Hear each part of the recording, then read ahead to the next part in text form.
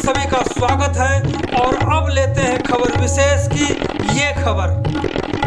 भारत को सशक्त और समर्थ भारत में बदलने को लेकर महिलाएं लगातार महत्वपूर्ण भूमिकाएं निभा रही हैं। विभिन्न क्षेत्रों में इन महिलाओं की उल्लेखनीय उपलब्धियों को लगातार मान्यताएं भी मिल रही हैं। दैनिक व्यायाम के रूप में डांस, एरोबिक्स और योग जैसी विभिन्न एक्सरसाइज करते हुए आप देख सकते हैं। इस प्रकार से बढ़ती उम्र में भी महिलाएं बेमिसाल काम कर रही हैं। इसी कड़ी में एक नाम है तृप्ति शर्मा, जो अपने ऊपर बढ़ती उम्र को मात देते हुए मिसेज ग्रेसियस सुपरमेसी अवार्ड विजेता बन गई हैं। बढ़ती उम्र की उन महिलाओं से आग्रह है कि तृप्ति शर्मा के साथ इस पूरी बातचीत को जरूर देखें भी और सुने भी, ताकि बढ़ती उम्र का हौवा आपको सचमुच बुजुर्गों की श्रेणी में लाकर खड़ा ना कर दे। तो सुनते हैं तृप्ति शर्मा को। हम बात कर रहे हैं तृप्ति शर्मा से, जो मिसेस ग्रेसियस सुपरमेसी अवार्ड से विजयी हुए हैं, विजेता हैं। इसी को लेकर के हम बात करेंगे कि आखिरकार अपने आप को कैसे तैयार करते हैं, किस तरह से अपने आप को स्वस्थ रखते हैं। जो उम्र है उससे भी आप कम दिखते हैं, आखिरकार ये सब कैसे होता है, और फिर सुपरमेसी अवार्ड जीत कर लाते हैं। ये प्रेरणा का स्रोत महिलाओं के लिए है। तृप्ति जी, राधे राधे जी। राधे राधे। तो हम सबसे पहले ये जानेंगे कि आपने जो अभी एक अवार्ड जीता है उसको लेकर के आप बताएं। इसके बाद अपने आप को परफेक्ट रखने के लिए, हेल्दी रखने के लिए, स्वस्थ रखने के लिए कैसे करते हैं? पहली बात तो ये है कि मैं परफेक्ट इसलिए रही कि मेरे को लगता है जहाँ तक अगर आप अपनी बॉडी को फिट रखते हैं तो बीमारियों से भी दूर रहते हैं, और एक आप अपने आप में फिट रहने की कोशिश करते हैं तो आप ऑल थ्रू हर काम में फिट रहने पसंद करते हैं। और दूसरी चीज ये है कि मैंने अपना सारा सब काम करने के बाद जब इस एज पे आई हूँ तो मेरे बच्चों ने कहा कि मम्मी अब आपका सब काम, आपकी सब ड्यूटी खत्म हो गई, आप अपना टाइम लीजिए, that is my me time now. तो मेरी फैमिली ने बहुत सपोर्ट किया, मेरे बच्चों ने बहुत सपोर्ट किया इस बात के लिए। तो मैं एक दिन ऐसे ही फेसबुक पे देख रही थी, क्योंकि अब मैंने चलाना शुरू किया है क्योंकि अब मेरा काम खत्म हुआ। तो एक दिन ऐसी सुपरमेसी टैलेंट का ऐड आ रहा था उस पर, तो मैंने कहा चलो, उसमें उनकी कोई क्राइटेरिया नहीं थी, ना एज की थी, ना बस ये था 60 तक भी है। तो मैंने कहा चलो इसमें पार्टिसिपेट करके देखती हूँ। वैसे तो कभी कभी ये भी लगता है कि फेक भी होते हैं बहुत सी चीजें, लेकिन मैंने डाल दिया। मैंने कहा चलो देखते हैं, डालने में क्या हर्ज है। लेकिन फिर उनका रिस्पॉन्स आया कि you have been selected in this criteria, you have to come for the audition. आपको बता दें कि ये 2 बच्चों की माँ हैं और 2 बेटे हैं इनके, और दोनों ही बेटे नौकरी कर रहे हैं अच्छी अच्छी कंपनियों में, और उनकी माँ है ये, जिसको आप कम आंक करके ना चलें कि छोटे छोटे बच्चे होंगे, ऐसी बात नहीं, नौकरी कर रहे हैं इनके बच्चे, बेटे दोनों। तो ये तैयारियां आपने कैसे शुरू की है, और जो अवार्ड है ये पे कहाँ पे ये प्रोग्राम रखा गया, कहाँ कार्यक्रम रखा गया? और उम्र तो नहीं पूछना चाहिए महिलाओं से, नहीं, बताना भी नहीं चाहिए आपको। अच्छी बात है, मैं तो बहुत फख्र से कहती हूँ कि मेरी एज ये है, माई एज इज 49। तो मैं तो बहुत फख्र से कहती हूँ कि मुझे लगता है दूसरी लेडीज ये ना सोचें उनको कॉम्प्लेक्स होता है, मुझे कॉम्प्लेक्स नहीं होता है, मुझे बल्कि ब्यूटी फील होती है। आप समझ सकते हैं कि ये उम्र भी बता रही है, इसका मतलब बहुत करेजियस महिला है। सर मैंने वैसे तो कहीं पार्टिसिपेट नहीं किए, हाँ स्कूल वगैरह से, कॉलेज वगैरह से मैंने काफी पार्टिसिपेट किए हैं, डांस वगैरह किया। मेरे को स्टार्टिंग से बहुत हॉबी रही है, लेकिन ड्यू टू द फैमिली की, मतलब पहले पेरेंट्स ये था ना, अलाउ नहीं करते थे, तो वो नहीं किया। तो मैंने अपनी स्टडीज वगैरह कंप्लीट की।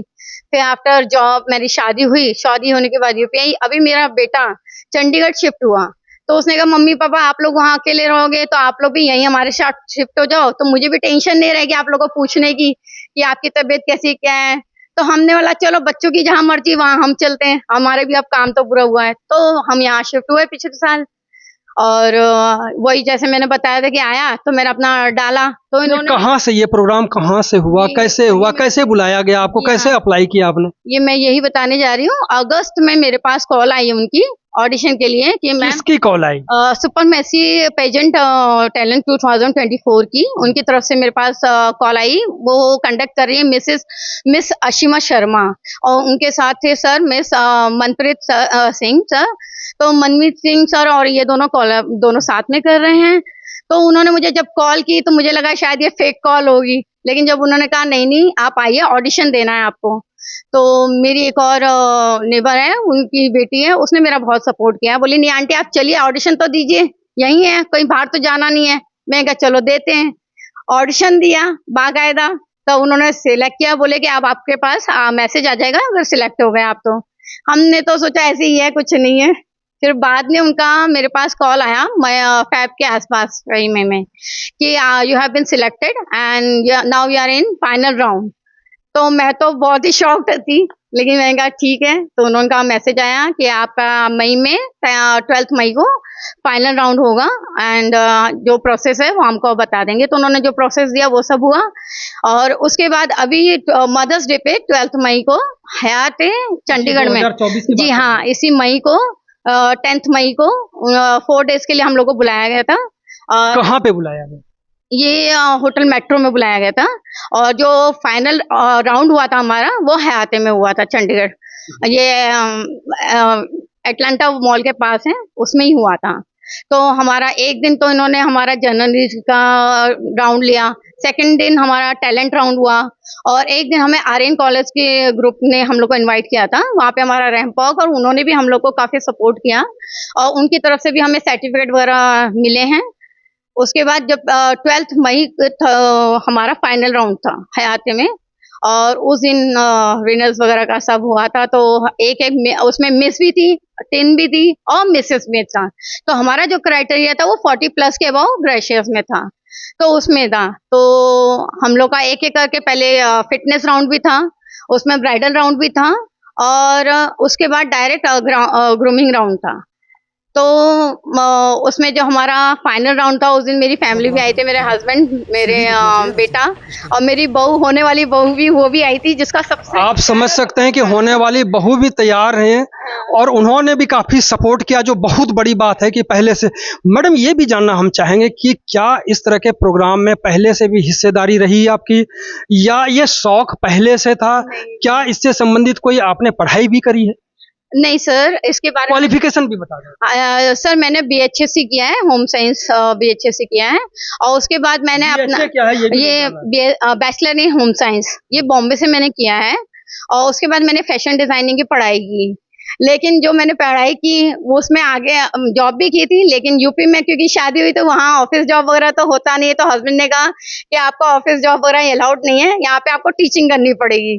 तो मैंने फिर उसके बाद टीचिंग में जॉब की, 22 साल से जॉब कर रही थी। अब जाके मैंने रिटायरमेंट लिया उस चीज से, क्योंकि मेरे बेटे इतने हो गए थे तो बोले मम्मी छोड़ दो अब सब कुछ, अपना टाइम निकालो। आपके हस्बैंड का क्या नाम है और किस तरह से ऐसे कार्यक्रमों में आपको शामिल होने के लिए वो प्रोत्साहित करते हैं या वो हतोत्साहित करते हैं? नहीं, मेरी फैमिली इसमें बहुत टचवुड लकी हूँ कि मेरे हस्बैंड, मेरे बच्चे दोनों बहुत सपोर्ट करते हैं। इनफैक्ट मेरी फैमिली भी, जो मेरे फादर की तरफ से हैं, वो लोग भी बहुत सपोर्ट करते हैं, सिस्टर्स ब्रदर वगैरह। कभी किसी ने रोका नहीं मुझे और इनफैक्ट मेरी जो ससुराल थी उन्होंने भी कभी रोका नहीं, क्योंकि मुझे याद है यूपी में जब मैं शादी होकर आई थी तो प्रियंका चोपड़ा हमारी चुनी गई थी मिस वर्ल्ड। तो उस साल वैसे यूपी में कभी डांडिया वगैरह हुआ नहीं है, तो मुझे इन चीजों का शौक है करने का। मुझे लगता है अलग अलग चीजें करो तो अच्छा लगता है, कुछ सीखने को मिलता है इस चीज से। तो मैंने उसमें भी डांडिया में पार्टिसिपेट किया था और लकीली मैं उसमें भी विनर रही हूँ। उसमें भी विनर रही। मैं आपको बता दूं यहाँ पर कि जो त्राप्ती जी हैं ये महाराष्ट्र की रहने वाली हैं और इनके जो हस्बैंड हैं वो बरेली के रहने वाले हैं, जहां आपने सुना होगा बरेली के बाजार में झुमका गिरा रे, तो ये झुमका खोजते खोजते वहां पे आई और फिर शादी हो गई। इसके बाद जो स्थिति रही, जैसे आपको बच्चे भी सपोर्ट कर रहे हैं, हस्बैंड भी सपोर्ट कर रहे हैं, महाराष्ट्र जो आपके मायके हैं वहां से सपोर्ट कर रहे हैं, तो क्या ये सपोर्ट करना उनकी मजबूरी बन गई थी या हंसते खेलते आपको कहा कि करो? मजबूरी तो किसी का नहीं है और सबने बहुत दिल से मेरे को सपोर्ट किया हर बार। और कभी उन्होंने ये नहीं कहा कि ये मत करो। जैसे मेरे हस्बैंड को पता था जब वो डांडिया का हुआ, तो मेरे हस्बैंड, मेरी फैमिली को पता था, इन लॉज की तरह, तो उन्होंने कहा मामी आप लोग करती हो, आपने गरबा किया, आप करो, इसमें पार्टिसिपेट करो। तो लकीली हमने कहा, हालांकि मेरे हस्बैंड को इन चीजों का शौक नहीं है। हस्बैंड का नाम भी बता दें। हाँ, मेरे हस्बैंड का नाम ऋषि शर्मा है, वो यूपी बरेली से वो बिलोंग। नाम नहीं बताएंगे तो शायद वो गुस्सा भी करें। हाँ, नहीं नहीं नहीं, मैं ऑब्वियसली उनका नाम लूंगी क्योंकि हर जगह उन्होंने किया है मेरे को सपोर्ट। तो उन्होंने तब भी मेरे को सपोर्ट किया, हालांकि वो आए नहीं थे उसमें, लेकिन उन्होंने सपोर्ट पूरा किया, जाओ तुम करो, इसमें कोई। कभी कभी आपकी कामयाबी से वो चिढ़ तो नहीं जाते आपके हस्बैंड?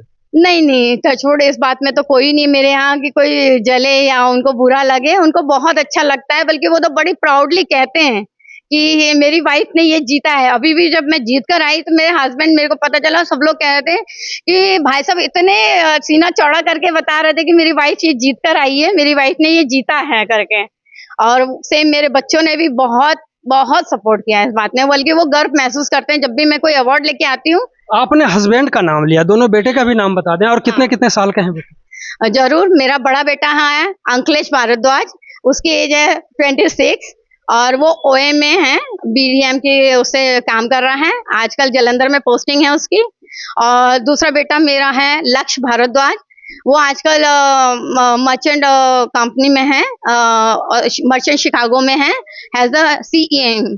ये पूछना इसलिए जरूरी है ताकि आपको ये पता चले कि अगर आपकी उम्र बढ़ती है तो इसका मतलब हतोत्साहित होने की जरूरत नहीं है। आप जिस काम में लगे उस काम को पूरी तन्मयता से करें, और चाहे उम्र कुछ भी हो, क्योंकि उम्र रोक नहीं सकता। जी बिल्कुल, मैं तो कहती हूँ लेडीज को जो ये सोचती हैं कि हमारी 40+ हो गई है एज, अब हम कुछ करने लायक नहीं है, मैं तो सोचती है तब उनका मी टाइम आता है तो वो करें। वो ये ना सोचे कि हमें ये नहीं करना है या हमारी फिटनेस पे ध्यान नहीं देना है। मैं तो कहती हूँ 100% अपने पे ध्यान दें, और जो वो करना चाहती हैं वो करें, इस चीज को रोके नहीं, क्योंकि मैंने तो दिल से एक्सेप्ट किया है हर चीज की, जो मेरे को करना है मैं तो ठानती हूँ, मैं करती भी हूँ इस चीज को।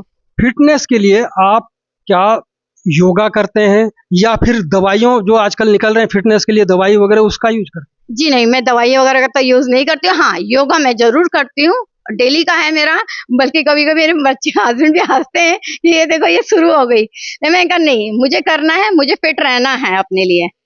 तो फिट रहने के लिए दवाई का रास्ता तो बिल्कुल भी आप ना चुने। फिट रहने के लिए योगा, योगा सबसे ज्यादा बेहतर है। बिल्कुल, मैं तो कहती हूँ 100% कारीगर है वो। योगा जिसने भी किया, हर तरह से हर जगह वो फिट रहेगा और अपने आप को एक्टिव महसूस करेगा। अगर उसने ये कर लिया, मैं तो कहती हूँ आधा जो लेडीज काम करती हैं वो कहती है हमें टाइम नहीं मिलता, मैं तो खाना बनाते बनाते भी एक्सरसाइज कर लेती हूँ पूरा अपनी। तो ये नहीं सोचती हूँ कि ये खाना बना रही हूँ, कभी कभी हस्बैंड अरे ऐसे कर रही गलत हो जाएगा, मैं आज जो होगा वो देखी जाएगी। नेक्स्ट जो प्रोग्राम है, यानी कि जो अभी आप 2024 में जो जीता आपने सुपर मेसी अवार्ड, इसके बाद का कोई कार्यक्रम है जिसको लेकर के आप तैयारी कर रहे हो? नहीं, अभी तो कोई कारीगरी नहीं कर रही हूँ और तैयारी नहीं कर रही हूँ। हाँ, लेकिन मेरी मिसेस मैम ने, शिमा मैम ने कहा है कि इंटरनेशनल का भी होगा, तो आप अपने आप को रेडी रखिए, उसके लिए भी हम आपको आगे भेजेंगे इंटरनेशनल। असीमा मैडम का बार बार आप नाम ले रहे हैं, ये किस संस्था से जुड़ी हैं और किस तरह से कार्यक्रम करवाती हैं? ये संस्था से तो नहीं जुड़ी है, अभी इन्होंने खुद का अपना किया है। ये भी मिस इंडिया रह चुकी है, जम्मू मिस इंडिया। इन्होंने एक्चुअली कोरोना पड़ गया था, उस वक्त ये अपने इंटरनेशनल के लिए आगे नहीं जा पाई थी, तो उन्होंने सोचा कि मैं क्यों ना यहाँ के लिए करूँ कुछ ऐसा, जिससे जहाँ यहाँ की भी जो वुमेन्स हैं या जो भी आगे पार्टिसिपेट करना चाहती हैं, जिसमें क्राइटेरिया ना हो, एज लिमिट ना हो, कोई वो शेप को लेके बॉडी को उसको रोके ना, उसको टोके ना। तो उन्होंने इस तरह का प्लेटफॉर्म तैयार किया, जो मैंने कहा था मनमीत सर के साथ। अब उन्होंने कोलैबोरेशन, इनका एक फिल्म स्टूडियो चलता है चंडीगढ़, उसमें सेक्टर 37 में है शायद, तो उसमें इन्होंने स्टार्ट किया है। तो ये हमारा फर्स्ट बैच है जिन्होंने इसमें पार्टिसिपेट किया है। तो आप उन महिलाओं को जो इस तरह से जूझ रहे हैं, आगे बढ़ना चाहती हैं, उनके लिए क्या मैसेज देंगे? जो कहते हैं कि मैं उम्र ज्यादा होने से अब हम ये सब नहीं कर सकते, उनके लिए कुछ आप मैसेज दे सकते हैं, क्योंकि आप 49 की हैं, लगती नहीं है कहीं भी। दो बेटे हैं जो दोनों नौकरी पर, अच्छी नौकरी पर हैं। हस्बैंड ने वीआरएस लिया हुआ है, आप समझ सकते हैं कि वीआरएस भी ले लिए और इन्होंने अपना काम अब जो है इस पे छोड़ा हुआ है। तो उनके लिए जरूर आप कुछ मैसेज दें, ताकि वो हतोत्साहित महिलाएं, जो हतोत्साहित किसी न किसी कारण से वो उत्साहित होकर के और फिर कुछ ना कुछ करें इस जीवन में। जी, मैं इस बात के लिए ज़रूर कहूँगी क्योंकि इसमें भी जो हमारा सुपरमेसी टैलेंट था, इसमें भी काफ़ी लेडीज़ जो आई थी, वो हाउसवाइफ थी। तो उनके लिए भी फाउंडेशन नहीं थी, उनकी भी फैमिली ने सपोर्ट किया। काफ़ी लेडीज़ तो ये भी कह रही थी कि उनके जो रिलेटिव्स हैं, वो उनको सपोर्ट नहीं कर रहे हैं, बल्कि उनको लाइक भी नहीं किया। लेकिन उनकी फैमिली ने सपोर्ट किया, तो उसलिए वो आगे बढ़ पाई। तो मैं कहती हूँ कि अगर फैमिली का ही सपोर्ट, हस्बैंड का, मोस्टली हस्बैंड का, और बच्चे अगर हैं तो बच्चे भी अगर सपोर्ट करते हैं, तो मैं समझती हूँ वो 100% उनके लिए कारीगर होगा, वो आगे बढ़ पाएंगी। वो और अपना ड्रीम लेके चले कि उनको करना है ये काम, तो वो आगे बढ़ेंगी। वो ये नहीं सोचेंगे कि हमें नहीं करना है। और मुझे लगता है वो फाउंडेशन ये ना करे कि अरे मैं कैसी लग रही हूँ, या मेरी उम्र निकल चुकी है, या मैं ये काम नहीं कर सकती। नहीं, आप, मुझे लगता है हर लेडीज हर काम कर सकती है। बस फर्क इतना होना चाहिए, उन्हें अपने अंदर टैलेंट, ये विश्वास ले आना पड़ेगा कि मेरे अंदर ये टैलेंट है और मैं 100% ये कर सकती हूँ। आपने सुना त्राप्ती जी को, इनसे आपने शायद कुछ ना कुछ जरूर सीखा होगा, क्योंकि बढ़ती उम्र, बच्चों के कई बार हस्बैंड समर्थन करते हैं तो बच्चे नहीं चाहते कि हमारी माँ ये करें, लेकिन इनके साथ सब कुछ प्लस है, पॉजिटिव है। तो इसलिए जो भी महिलाएं इसमें आए, पूरे दृढ़ता से आए और ये सोचना बंद कर दें कि लोग क्या कहेंगे, घर वाले क्या कहेंगे, समाज क्या कहेंगे। तो इससे बचते हुए आप अपने हुनर को उभारें, चाहे उम्र कुछ भी हो। बहुत बहुत धन्यवाद आपका बात करने के लिए। Thank you sir. CNE news के साथ बने रहने के लिए आप सभी का बहुत बहुत धन्यवाद।